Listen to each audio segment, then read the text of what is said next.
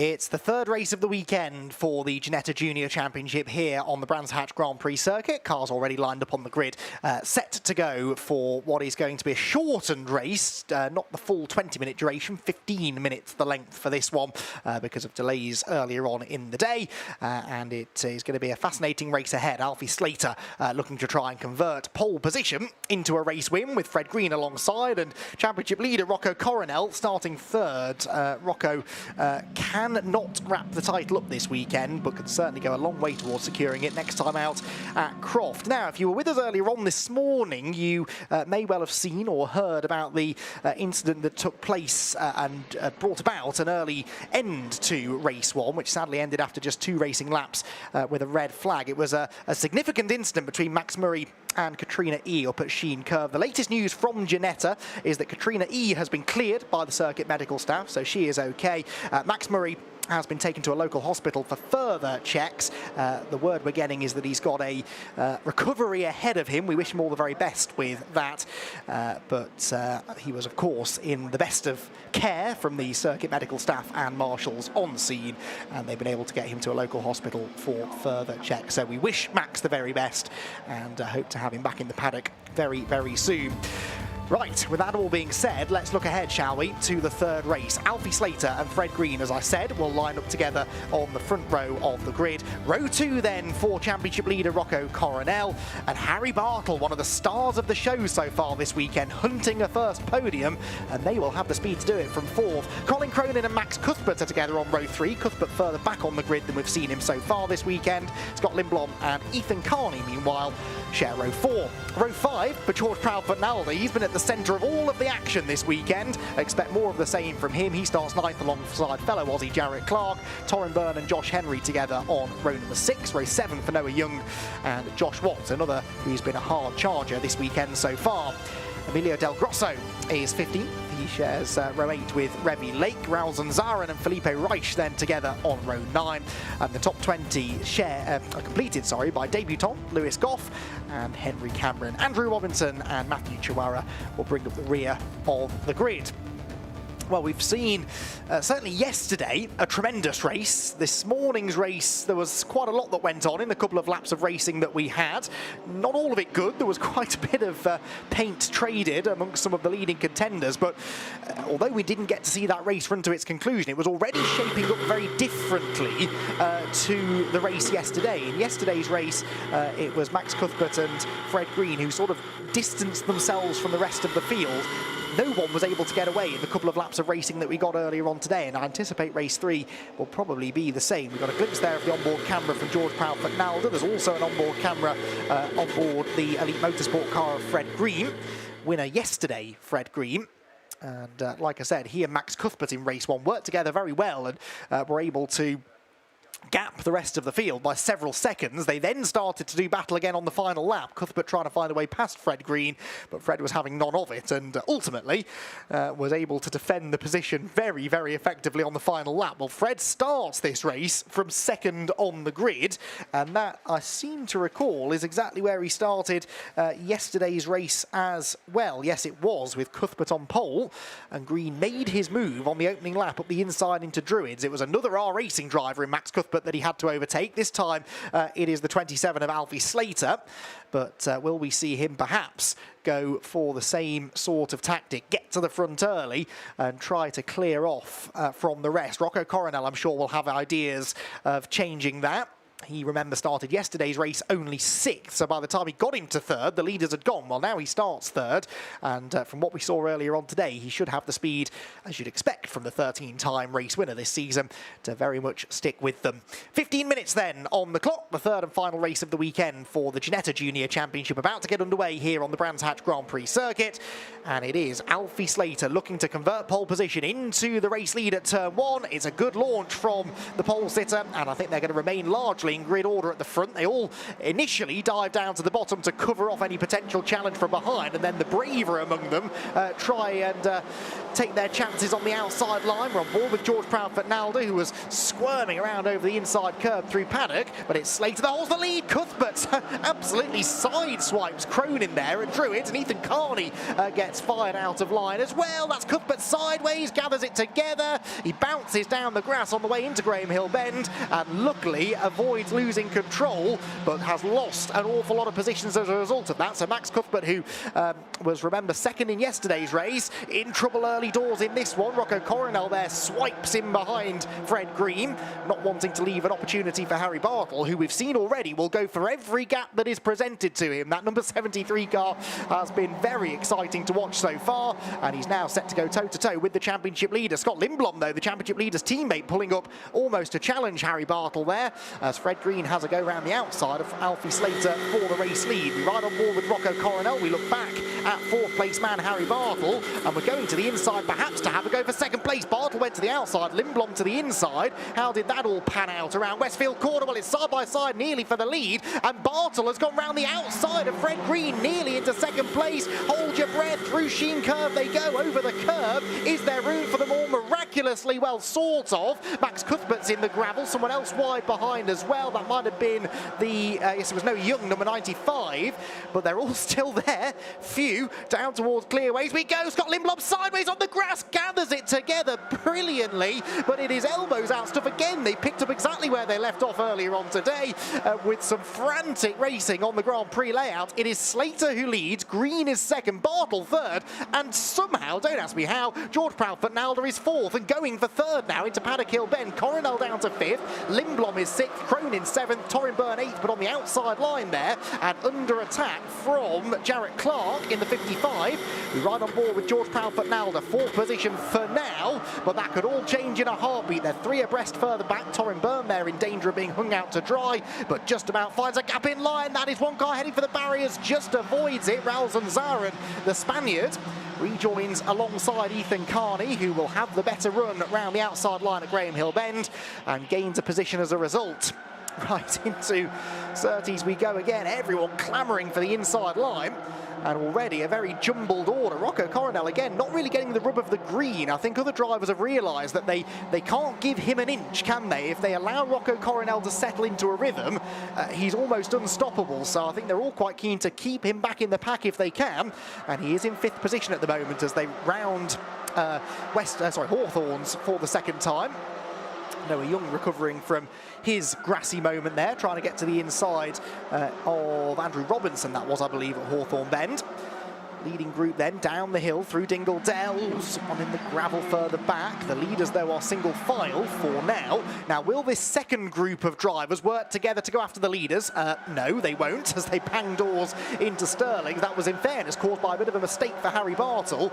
He drifted wide out of Sheen, sort of gave George Proudfoot-Nalder no choice but to challenge, and he's now actually under threat from Rocco Coronel himself. So Coronel round the outside at Clearways. He might well be shown the edge of the road here by George Proudfoot-Nalder.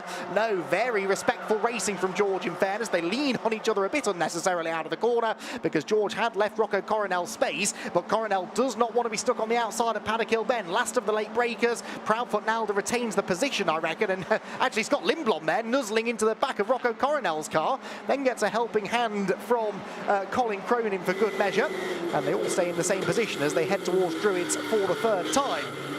Terrific racing, but it's all allowing the leading two to get away. It was a full 1 second gap between Green second and Bartle third. And is that gap going to continue to go up on this lap, I wonder? Out wide there goes Torrenburn under attack from Max Cuthbert, but Max not quite able to slip through on this occasion. Coronel, though, goes for goes for fourth, excuse me, on the inside of George Proudfoot-Nalder, and does not show George the sort of respect that George showed him at half a lap ago. Proudfoot-Nalder, yeah, with his hand off the wheel, gesticulating at Rocco Coronel, who's long since gone, and certainly is not looking in his mirrors to see how George Proudfoot-Nalder felt about all of that. But George will feel aggrieved at the fact that he left Rocco all of that room at Clearways, and Rocco simply showed him the edge of the track coming out of Surtees. It's really cost George Proudfoot-Nalder that.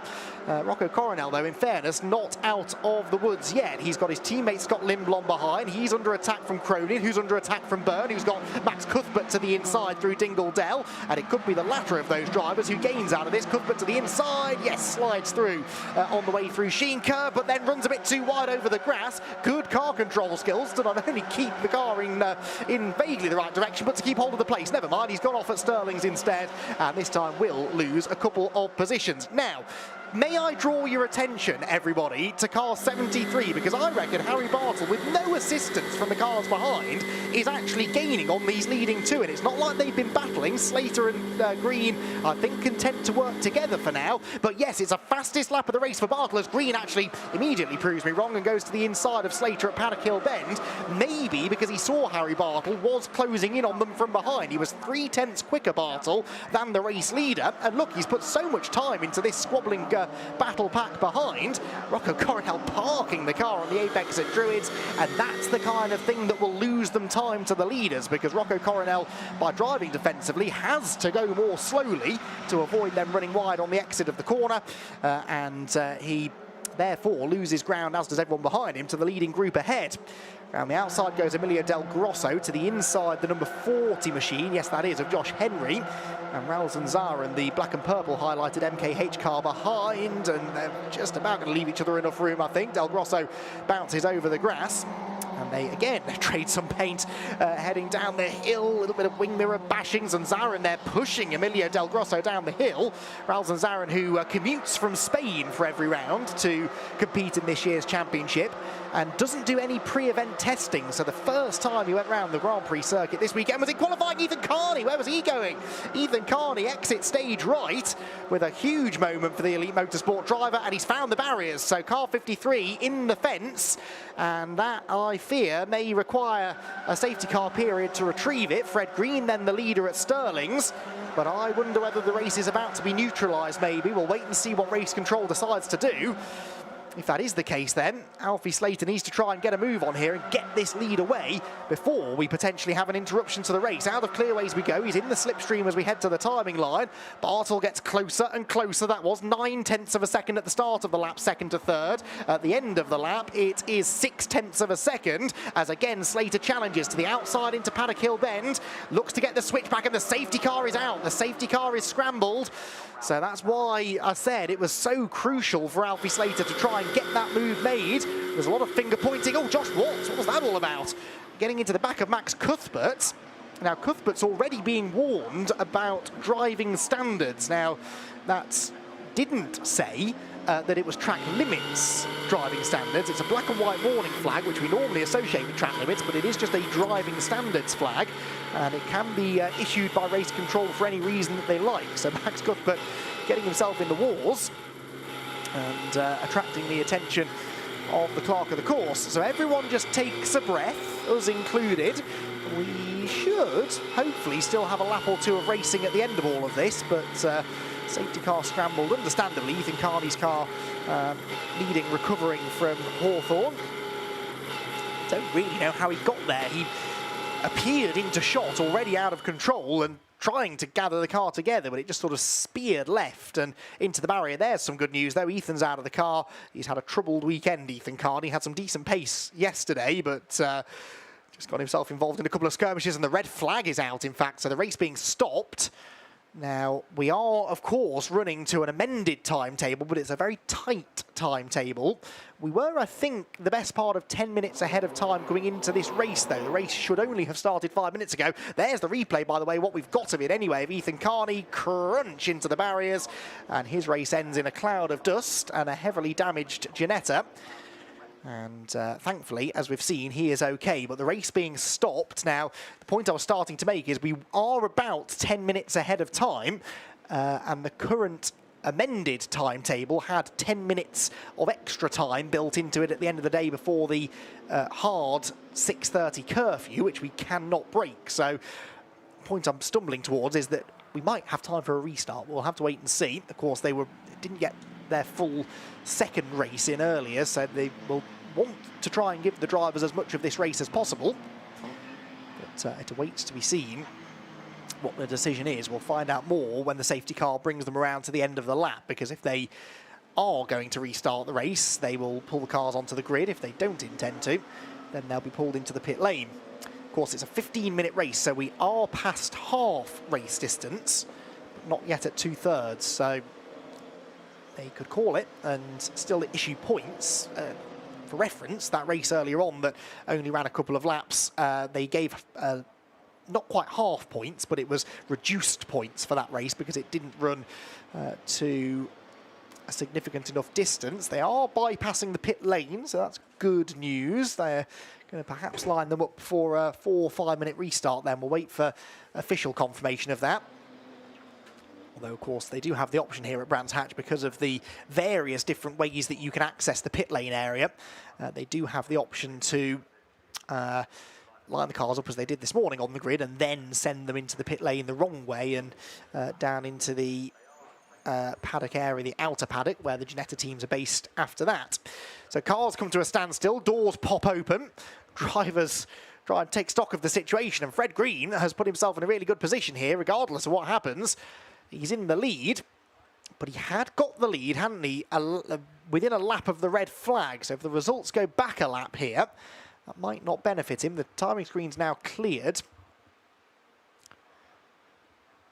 And we are hopefully going to get this race back up and running. We'll wait for the timing screen to update with a new race time. There are two issues here. One is there is a car that's quite heavily damaged that needs to be moved. And because it's quite heavily damaged, it won't be the work of a moment. They'll have to lift it. So the truck that you can see on the right-hand side of the screen, that is the low loader. It's got the arm attached to it, which they will hoik the car up with, plonk it back onto the back of the flatbed truck and send it on its way. But there's then barrier damage as well. Now, it should just be the rector barriers that need to be picked back up and lent against the barriers. Once that is done, though, we're hearing, we will get a restart. We're anticipating over 5 minutes. That's the latest news. So they are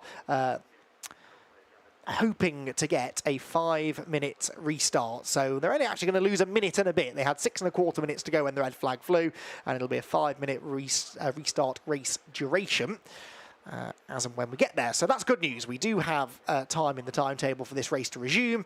Ethan Carney standing there chatting to the medics. They'll want to perhaps check him over because that was a fairly substantial hit into the barrier. I believe it is just rector cell barriers and then the Armco there. There's no tyre wall that far around the corner. I think earlier on in the turn there is, but that is just the rector cell up against the Armco.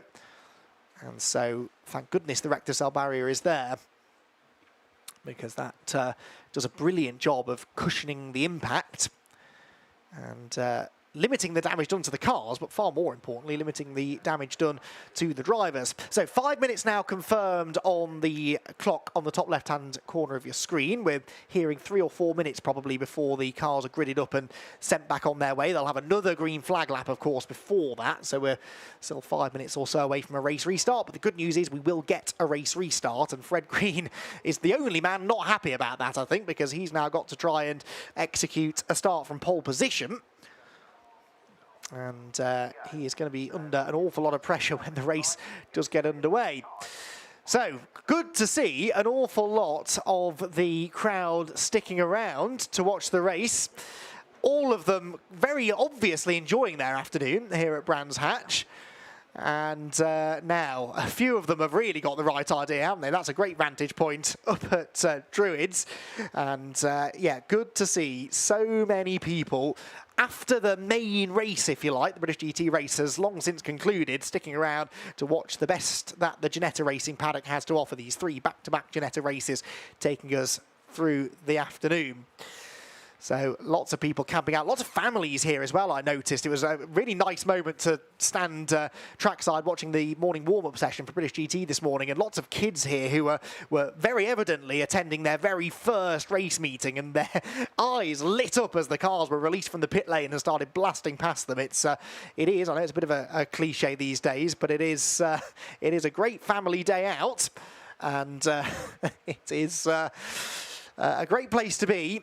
Whoever you are, whether it's your first visit to a racetrack or whether you're a hardy veteran of motorsport, the British GT events continue to be very, very popular, and you can see why we do get some great racing. And the Brands Hatch Grand Prix circuit, a rare treat actually to see the Grand Prix circuit in use, and lots of people here to enjoy the spectacle.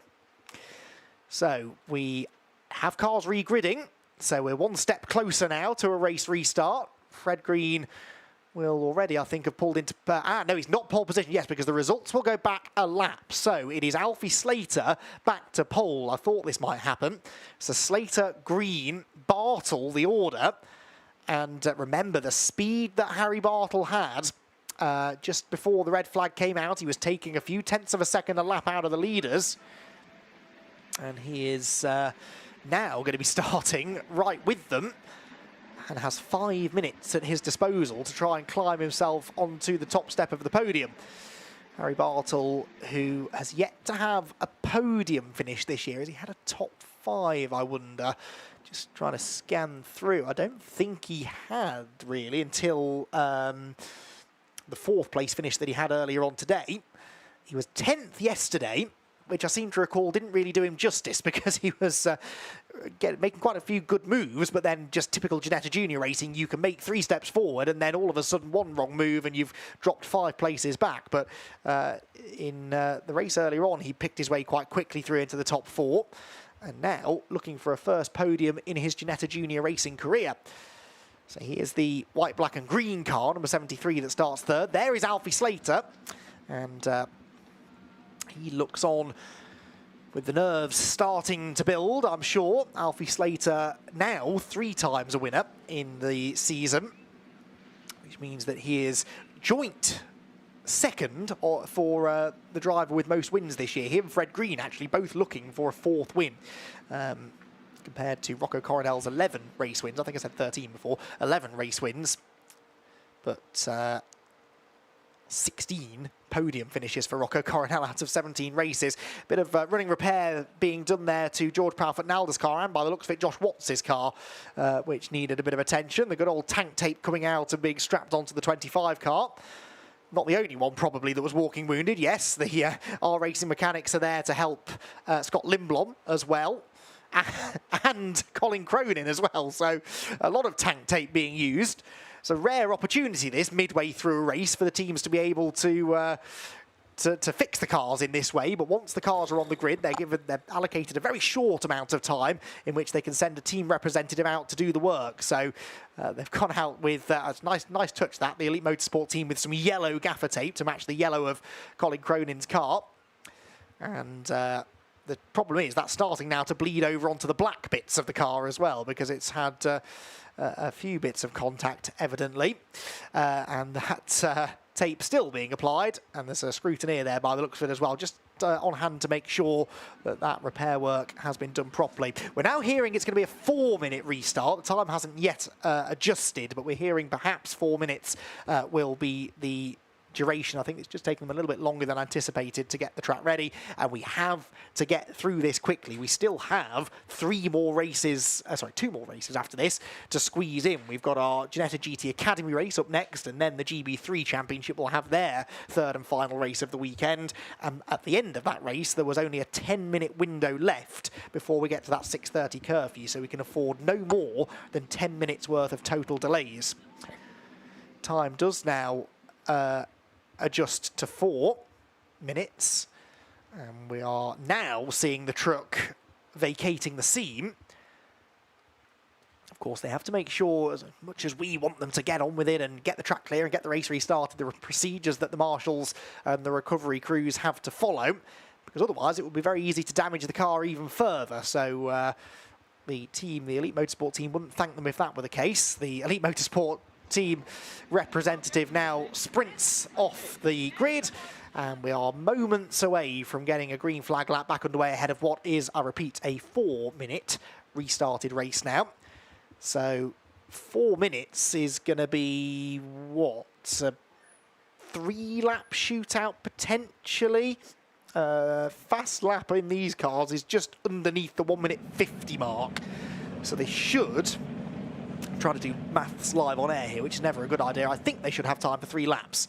someone far brighter than me in the production truck, I'm sure, will be listening in and correcting me if I'm wrong, but I think 3 laps they should get.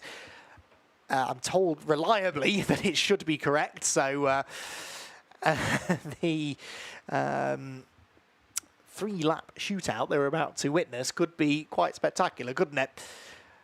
I don't think it really matters. I think you could run a 24-hour Ginetta Junior race and they'd still race with the same level of intensity, though. That's just what happens when you put a group of competitive and very talented teenagers on the grid, all in identical cars, all prepared by top teams, and on a track that does promote, because of its high-speed nature, quite a lot of slipstreaming. Guaranteed action, aren't you? And that's certainly something that we've seen plenty of over the last couple of days. So the lights flash very brightly on the front of the Ginetta G56 safety car. We're waiting just for the word that the recovery vehicle is properly out of the way before the green flag lap begins. And I'm sure once it's on its way down towards Clearway's corner, they should be able then to give the word that the green flag lap can get underway. In fact, yep, there we go, green flag waves. So warm-up lap number 2 for this particular race anyway. Gets back underway. And the field streaks off towards Paddock Hill Bend. So place your bets, everyone. Who's going to come out on top in this restarted race? Alfie Slater with another chance now to start from pole position. He held the lead for a little while, didn't he? And Fred Green just able to pick his way through in the end. And Fred's been able to do that. He's been the form man this weekend, really. And getting that win yesterday will have boosted his confidence quite nicely.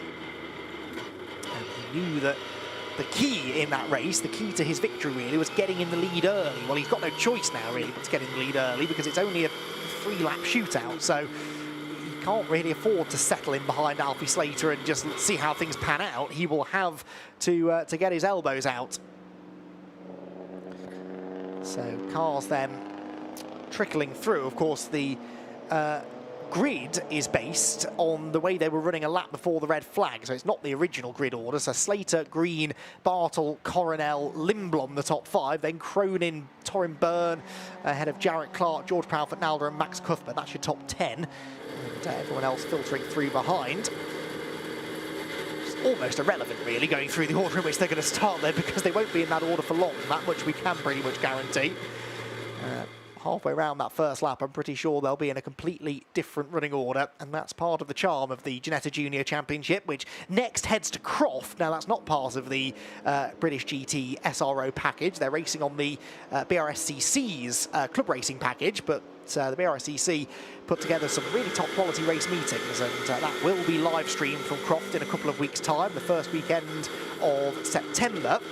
And I'll be there to talk through the action, and we'll have a whole host of other the RSCC Club Championships, things like Mazda MX-5s and the like, to keep you entertained. So make sure you tune in for that one. Or if you live in or around the northeast, get yourself trackside to enjoy the penultimate instalment of the season for the Ginetta Junior Championship. And it's worth giving that a plug, because it's very likely that that is the weekend at which the championship will be decided. It's not impossible that it could roll on to Donington Park, but the way that Rocco Coronel's been going, there is the man in question.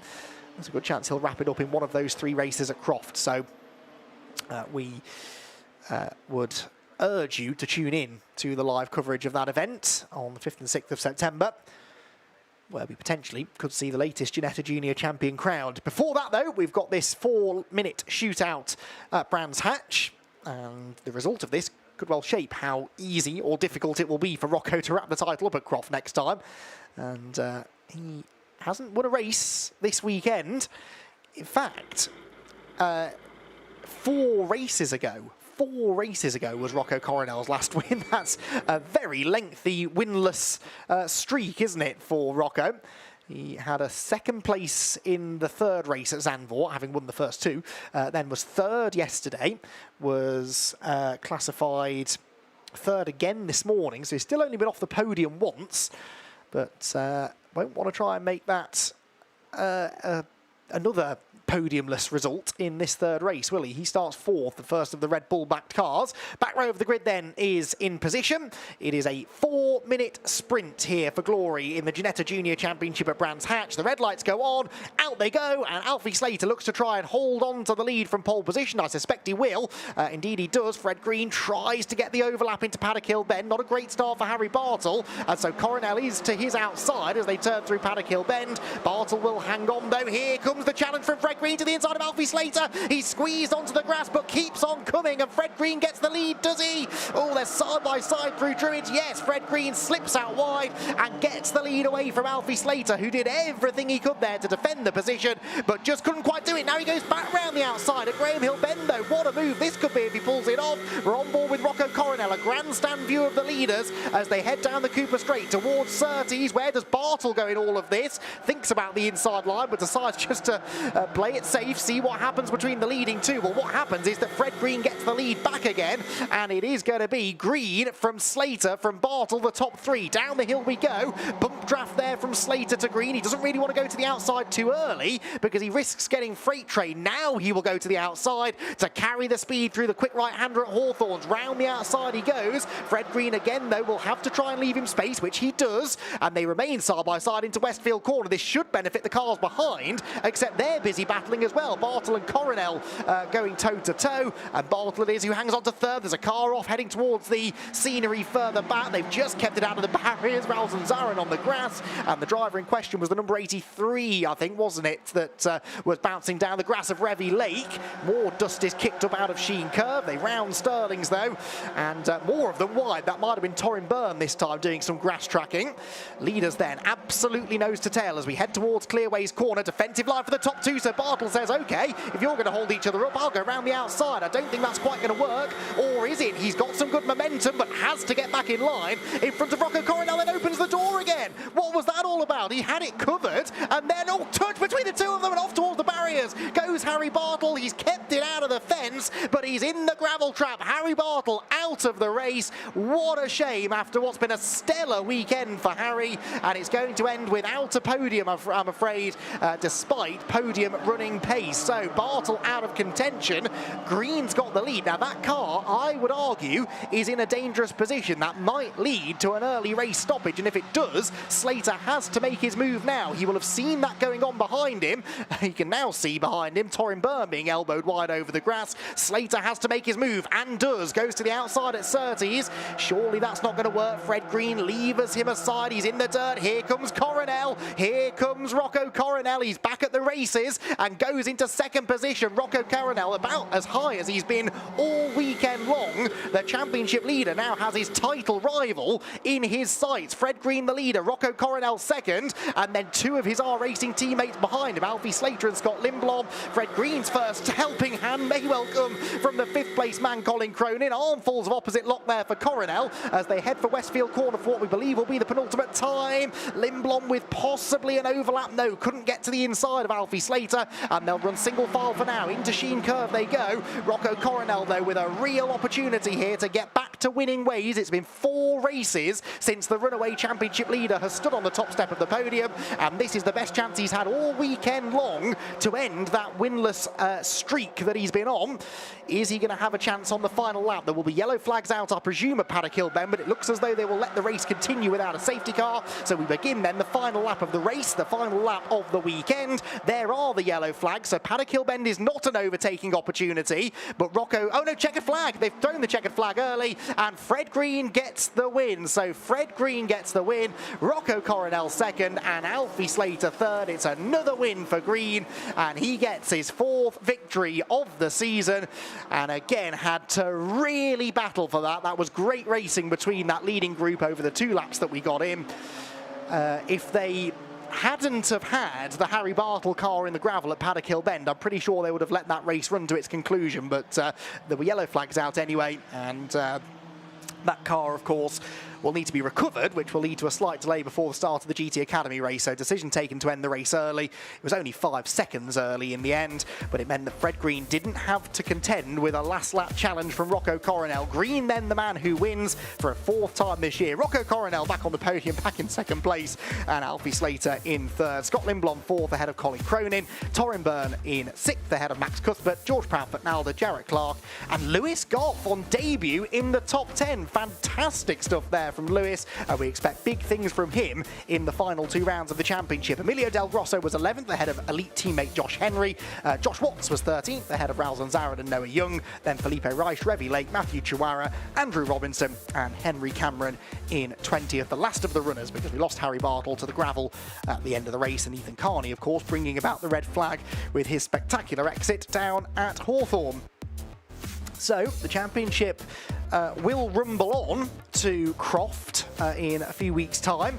But Rocco Coronel doing himself the world of good by fighting through into 2nd. What a brilliant, opportunistic bit of driving that was on the final lap to get into 2nd position and get himself another solid haul of championship points.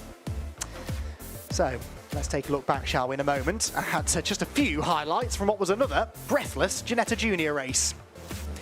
The 3rd race of the weekend at Brands Hatch. Alfie Slater started from pole, but Fred Green, having won yesterday's race from 2nd on the grid, was keen to try and do the same again. He initially slotted in behind Slater, but it wasn't long before it all kicked off at the front of the field. Harry Bartle, one of the most exciting drivers on the weekend, was challenging for 2nd through Sheen Curve, but ultimately had to settle in, for now at least, behind Fred Green. A couple of them ran through the grass further back, but kept it largely pointing in the right direction. Rocco Coronel, meanwhile, wasn't having things all his own way, got shuffled out onto the grass exiting Stirlings, then had contact from his teammate Scott Lindblom. That could easily have ended in disaster. Miraculously, they all kept on going. Rocco then began to fight back, diving here towards the inside of George Proudfoot Nalder. He showed George the edge of the road, and Proudfoot Nalder, the Aussie, would drop down to eventually finish in 8th place. Fred Green then made his decisive move for the lead about halfway through the race, getting to the inside of Slater at Paddock Hill Bend, just before Ethan Carney fired himself into the barriers at Hawthorne. He was okay, but that required a brief race stoppage to get the car out of the way. The race then got back underway. It was a 2-lap shootout for the win, and Alfie Slater re-inherited pole position because the grid order was based upon the running order from a lap earlier. Fred Green, though, was immediately on the attack, made a pass, a daring pass, up the inside on the grass into Druids, and slipped through into a lead that he would hold until the checkered flag flew. Beginning the final lap, Rocco Coronel tangled spectacularly with Harry Bartle, who unfortunately skittered off into the gravel trap. With the car in a dangerous position, race control decided to stop the race a lap early, but did let them run round to see the checkered flag. That gave Rocco Coronel a chance to get into 2nd place when Slater tried to hang it tough around the outside of Fred Green at Surtees. Green in the end able to hang on then to take his 2nd victory of the weekend, a 4th of the season, as we head next to Croft for the penultimate event of the year.